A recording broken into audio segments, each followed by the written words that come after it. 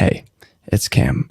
Welcome back to another ep of This Might Be Helpful, and I sincerely hope that it is. Today, we're going to discuss clarity. I know you want it, so do I, but the search for clarity is a bit of a paradoxical one because it's not something that you get when you seek it out, it's something that seeks out you.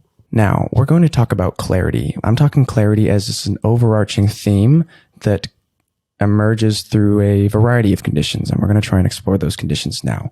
What are the conditions that generate clarity? We'll use a couple of analogies first. Think of a pond on a clear spring day, and the energy in the water has a certain level of stillness that is perfectly reflected in the energy circulating above it in the air and the wind and the temperature. When we have a cohesion between that foundation of the water and what's circulating in energy, that creates a stillness that allows clarity to emerge. But if we try and grasp that clarity or take that clarity and show someone else, use that clarity, we can just swirl up all the silt and the dust, and what was clear a moment ago is now full of mystery. Not necessarily the mystery that we want, where we can sit there in a gleeful suspense, but the kind of mystery that has us thrashing around in the shallows, just desperate for an answer. But clarity does not come from that desperate thrashing. Clarity is something that emerges when we can be still and allow a degree of coherency to develop between what we're thinking and how we're feeling, creating space that allows clarity to emerge when we can sit back and take things slowly. Because I think that clarity is this strange notion of almost of creativity, because clarity comes when things connect, and that's what creativity is as well. Creativity is the connection of multiple known elements into one novel element, and that gives us a vision of something that wasn't there before. Clarity is similar, in which it comes from this cacophony of noise, but a signal appearing among the noise, a signal of coherency where things bind together, and that signal grants us a greater view of what is real or what is possible. Clarity comes from that chaos. As we go through life collecting experiences, these little nodes of information, pockets stored within different regions of the brain, when something fuses and connects, a little spring of energy from this little region over to that region, we have this clarity. And clarity can often come in isolation. Like when we have the clarity of an idea, we might try to start acting on that idea, not realizing that that bit of clarity was only a little part of it. But we can't have all the parts at once. We can't have all the clarity before we act, because clarity is something that occurs through a proactive role in developing our interests, developing what we are clear about. Clarity exists in the absence of certainty, because certainty is a dead end for growth. It's a dead end for receiving new information. And clarity, like creativity, is built on this exchange of information where stuff comes in, we connect it, and then we output it. And that output creates a full circle event. But if information comes in and it only sits there and we never give it the option to come out and connect itself like it's doing right now through my words, that draws meaning and understanding out of what's come in, then we don't grant ourselves clarity. Clarity is difficult to maintain if we only experience it from within the mind, because the mind is also where all the chaos is. So clarity, we want to hold on to it when it comes, because it's a good feeling to really see something and have that feeling of clarity. It's wonderful. It's pure. It's crystalline and full of fractals. It's just delicious. But my attachment to the clarity can often make the clarity dissipate. Whereas if I can capture the clarity with like, oh, hello, curious about you. Let me write you down somewhere. Let me speak you into my voice memos. Let me record you in some kind of fashion. Then I turn that little notion of clarity into something that I can go back to, because clarity builds on itself. And it's like we need a library to go back to what we know, because I'll forget more than I'll ever know. And it's impossible to remember everything that you've ever heard and seen and done and know, because the conscious mind just spotlights information.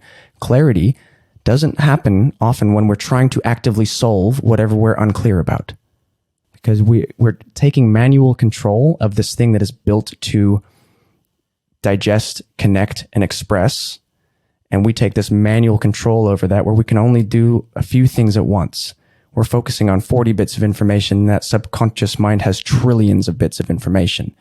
So clarity for me, the conditions that allow clarity to emerge are: give my brain something stimulating in that direction, like take an active role in steps towards whatever I'm unclear about, and act on whatever little clarity emerges from those continued steps. But recognize when it's time to stop and take a moment to step back and allow that subconscious mind to continue working towards that thing, because clarity and creativity is something that occurs in the background. It occurs when you're not aware of it, when you're just hanging out. So for me, clarity, I will get my thoughts out onto paper, just allow that pen to be a conduit for what's going on in the mind. There's no expectation on the writings. There's no quality needed for that. It's just getting it out there, because once I can see it on paper, it's no longer something I have to individually project in the mind. I can't project all of the moving parts of an entire scene into the mind and understand that whole clear moving picture, because my mind is very good at filling in the blanks of what it doesn't know. And so when I have clarity, I understand that that clarity is more of a notion and a direction to move towards, rather than the whole picture. And in an attempt to capture the whole picture at once, I will often fail and then speak myself back into confusion. So if I get thoughts onto paper, I can at least see them. And I am in the habit of expressing my thoughts and capturing my thoughts, and I'm starting to build up quite a library of this. But I think everybody should start building their second brain, because you will forget more than you've ever known. And by having a system for capturing, organizing, and distilling and expressing your thoughts, you can really fall back and remember what you do know. And that in itself is going to be a bank of clarity. But once I've got the thoughts out into paper, or I've taken steps towards whatever plot problem or solution I'm seeking, then I will actively and consciously remove myself from figuring that thing out. If I am working through confusion and I'm getting frustrated, say I'm sitting at the computer and I'm being productive, but I actually am not doing anything, and I'm switching between tabs and I don't know why I've sat down and I'm not clear about where my attention should be, I recognize that as a time to get up and move and go do something else. Take my mind away from whatever it was focused on. Take my focus away from what I was focused on. Trust that my subconscious mind will still keep chugging along in the background, and I will go and actively not think about whatever it is that I'm trying to solve. Let's try and say that in a more sensical way. Clarity emerges when, through action and expression, I am telling my subconscious brain what I want it to focus on. And it says, "Oh, that's cute. He can write a sentence at once. I am a quantum computer. Step back." And so I will step back, and I will literally walk up and down the street or my garden, actively not thinking about what it was that I was thinking about. I start to move my body, and my attention and my focus is on moving that body. And I'm trusting that the subconscious mind is sitting there, putting the pieces together and connecting the dots. And lo and behold, what emerges? Clarity.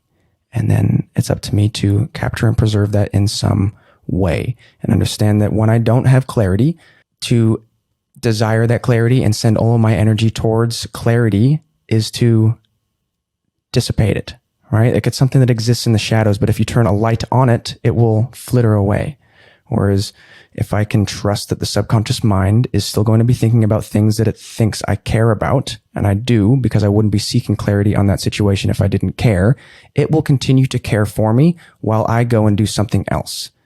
And going for a walk, having that self-soothing aspect to things, going and doing my meditation. That's so many of my ideas and clarity comes from just meditating, creating that space of openness that allows the subconscious mind to tell me what it's been learning lately, showing me what it's done with what I've given it. Because through experience, I feed the subconscious mind information, and in thanking me, it gives me clarity. But if I'm trying to force it to get clear, it doesn't respond well because I'm taking over the role. It's not what I am here to do. I am not the one that generates clarity. I am the locus of attention. And by directing my attention to the external world or to resources and books and media, conversations, stillness, nature, feeding it information, it thanks me by giving me clarity and ideas. And there's got to be this dynamic play between the two. Because if you think that you are in control, you're not. Nobody is. Nothing is in control. There is no overarching system that says that you must figure it out. You must allow it to be figured out because the solution will emerge through the process. And if you don't know what to do in your process right now, go and take a walk and don't think about it. Because clarity is something that is fractal. It spirals into itself and out of itself. And it's just zooming in, zooming out, seeing the bigger picture, but connecting it with small steps that we can act on. And through this process, we have awareness and expansion. And then we get that expansion, we got to move that into action, which consolidates that clarity into a type of informed awareness, a wisdom, something that exists in the body and the brain. But it can't be forced. You can't tell yourself to get clear.